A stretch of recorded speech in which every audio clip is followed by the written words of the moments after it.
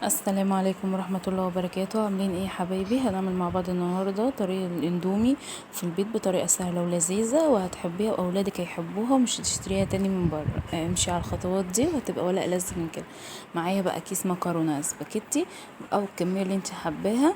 معايا نص معلقة من الفلفل الاسمر والثوم والبصل البودرة والبهارات الفراخ والكركم، بابريكا والملح، ومكعبين من المرقة. معايا بقى جبت حلة بالشكل اللي انتوا شايفينه دوت. حطيتها فيها شوية مية وسبتهم ان هم يغلوا. هبدأ ان انا انزل بالبهارات. هي هتعمل فوران كده ولونها هيبقى غامق. هبدأ بقى ان انا انزل برضو بمعلقة من الزيت، معلقة واحدة بس من الزيت، معلقة بسيطة، وهديلها تقليبة. وحطيت المكرونة بالطول كده، وهي كل ما تستوي كل ما هتلاقيها بتغطس في قلب المية وهتلاقيها معاكي شغالة وبسم الله ما شاء الله، يعني كويسة جدا. هوريكم بقى شكلها بعد ما المكرونة تستوي يبقى عاملة ازاي. بصوا بقى اللون بتاعها كان غامق، ولما المكرونه استوت بقى اللون بتاعها عامل ازاي. افتح والكركم افتح معايا، وبسم الله ما شاء الله الطعم بتاعها ولا اروع من كده. بصوا الجمال، بصوا الحلاوه. ده بقى شكلها بعد ما غرفتها.